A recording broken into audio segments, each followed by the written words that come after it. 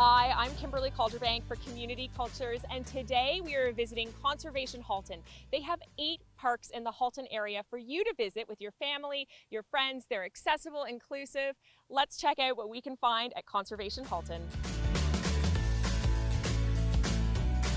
We are at Mountsbeg Conservation Area, and joining me today is Brenna. Brenna is the Manager of Education and Outreach for the entire program here at the Halton Conservation Area. Brenna, can you tell us a little bit about this magical space that we're standing in right now? Well, you're at Mountsbeg Conservation Area, as you said, and it's one of our 2 outdoor education centers. So along with Crawford Lake, we see approximately 55,000 school children a year between the 2 parks, and hundreds of thousands of members of the general public. And so we're seeing lots of kiddos running around Yes. today. What types of things would they be learning about while they're here? So everything environmental, everything nature. This is where we try to turn all the kids into nature nerds. They're our favorite people. So when kids come here, there's a lot that we expose them to around biodiversity. We have a raptor center here where birds of prey that are non-releasable help us to educate people about their needs and impacts from humans in their environment. We have a small farm with horses, chickens, goats, sheep. I think of them as kind of starter animals, right? For little kids, that's a very accessible way to learn about animals.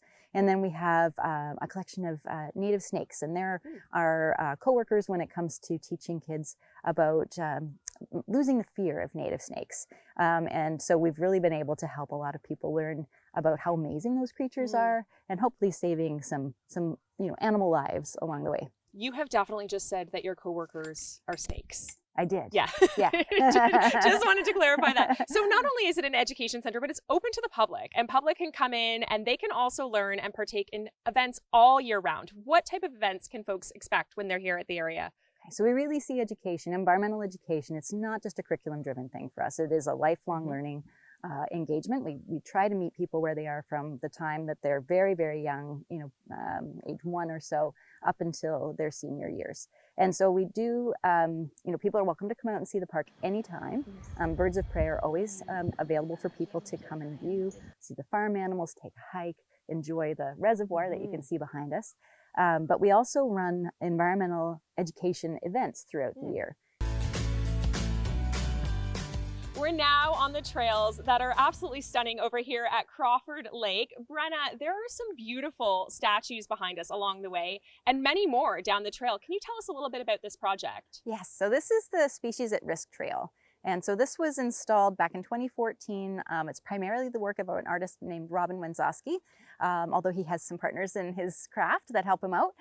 So these sculptures were installed as a way to physically remind people that we don't just live in this space on our own. We share these spaces with other creatures, and these particular creatures are creatures at risk because of human activity. So it's a really hands-on art installation, way to bring a somewhat sad topic to life for young people and their families. It also adds an interesting component while you're hiking to stop and take a look at everything that you're passing by.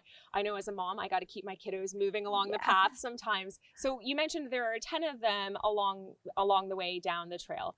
There's also a stunning lake at the bottom of the trail. And I have a memory from coming here as a child, and I heard that there was a carriage or something at the bottom of the lake. Can you speak to that a little bit? I can, and I don't want to burst anybody's bubble, but that's a story I heard when I was young as well.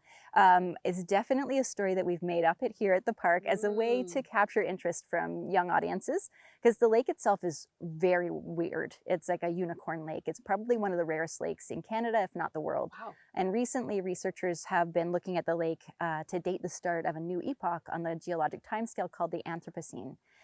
So Crawford Lake was selected from one of 12 sites around the world, including the Antarctic ice sheet, the Great Barrier Reef, to be the place where they will date the start of this epoch if it's added to the time scale. Wow. Yeah, so the lake itself is really unusual. The bottom half of the lake is isolated from the top. It's different water, and it's got different chemistry. And so anything that falls into the bottom half of the lake gets perfectly preserved in these layers. And so we often use the story of 2 horses falling into the lake to help kids understand that nothing rots when it goes down to the bottom of the lake. It just stays perfectly preserved. Okay, well, I completely bought that story, and I will continue to believe in that story because it's a really cool story. I also have memories of the longhouses here, and they're incredible to be able to walk into and see really a part of our history here. And when we were chatting before, I said there's just sort of this smell, and it's all the senses that you really experience when you're here at Conservation Halton. Can you speak to the longhouses? Yes, so we're very, very lucky that through the lake, we discovered corn pollen in the lake sediment from the 1200s to the 1450s. And that evidence helped us understand that there was a village nearby. And so it is the most accurately dated pre-contact longhouse village that's found in this area. And so in the 1980s, when that was discovered, the decision was made to rebuild the longhouses on their original footprint to help people understand about the pre-colonial history of the land, which is incredibly rich. You probably drove over about 15 different archaeological sites just to get here today. So Crawford Lake is a representation of that history. And it's enabled, thousands and thousands of school children to come and understand that before Canada was here, there were rich nations here, rich in cultures, nations, politics. It's just a really important part of the history of the land. And it helps us to talk about how those nations are still here and how important it is that we learn to work together. Garner is the executive director of the foundation here for Conservation Halton, and we are standing at Rattlesnake Point Conservation Area. We are at one of the lookouts here, which is absolutely beautiful right now, and a little bit scary as well, where we're standing and positioned. Tell us a little bit about this magical space we're standing in. Yeah, so Rattlesnake Point is a spectacular space for a hike and to get up close with nature. You can see behind us some of the ancient cedars that are here on site. Some of these trees on site at Rattlesnake are 800 years to 1,000 years old. But what's really spectacular is the view. You can just take in the entire GTA from up here. So you did point out to me earlier, and we won't get too close with the camera here, but there are actually little hooks or eye links, if you will. I'm not familiar with the terminology, but people rock climb here. People do. So this park is well known for its rock climbing, and there are designated areas. And as you said, there are anchors in the stone that you can use. We don't want to use any of the trees or anything else. So we do expect you to use the designated anchors. And what else can we expect year round if we were to come throughout the year? What other things would be happening here at Rattlesnake Point? Yeah, so it is a 4-season park. I guess if you're coming at different times of the year, you can definitely take in any of the hiking, snowshoeing along our trails and things like that. And just taking in the beautiful space in the different seasons, right? It's always different depending on the time of year that you come out. I'm at Kelso, Glen Eden with Craig, Director of Parks and Operations for Conservation Halton.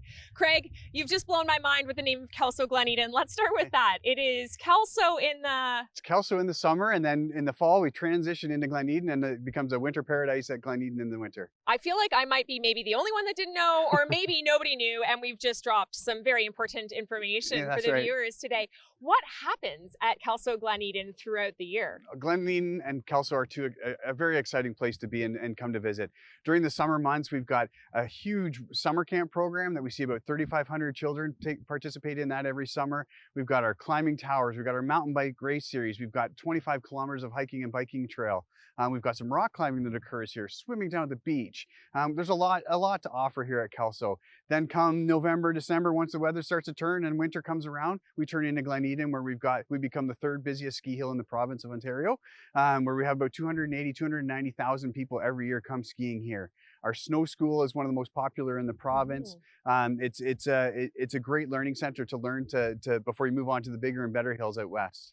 There is so much to offer here, so I want to just break it down a little bit more. For those, first of all, you mentioned disc golf. Yes. For those that don't even know what that is or what that would look like to come here and play, what is disc golf? Everybody knows what a frisbee is. Yes. A frisbee, it's just basically throwing kind of a frisbee into a chain basket. Okay. And we've got some of them up here behind us. So we've got a couple courses here that people can participate in. It's one of our newest activities. We just launched it over the summer, and it's becoming very, very popular. And courses are being popped up everywhere if people like to participate in it. But we're really proud of the course that we've got here at Kelso. And high ropes. High ropes, yes, yeah. So if you're not like me and you don't mind getting up off the ground, we do have 2 ropes. We've got a ropes course, and we've got our high angle course, and people can come and they can pay, and they can, under direct supervision from our team, climb up the towers or go around the ropes course and really test their mettle, get their courage up. And there's a massive climbing tower as well. Is that part of the high ropes course? That is part of the high ropes course, yeah. So it's got 4 different sides, and you can kind of choose your angle to go up. And you know, it's definitely good for overcoming, you know, your fears and building the confidence. And anybody, you know, from your kids up to your adults, anybody can participate in it. And the team is really proud and really enjoys seeing people conquer their fears and conquer the tower. Craig and I are now at the newest location as part of Conservation Halton. This is Area 8. And Craig, sounds a little spacey, a little alien-y maybe. Where did the name Area 8 come from in the first place? We weren't quite sure what to name the park. So we already had 7. So now we have 8. So it just made sense, Area 8. And it came, you know, people are really starting to like it. But we do want to work with some of our partners, Indigenous partners, to come up with a permanent name of this. But Area 8 is kind of sticking. People are really enjoying that. It's working for now. It certainly has a certain something to it, does, doesn't it? Yeah. There's a lot that could go on here, just from a future planning perspective. But what happens now at Area 8? So right now at Area 8, we've got about 2 kilometers of trail that's hiking. It's stroller friendly, it's wheelchair friendly.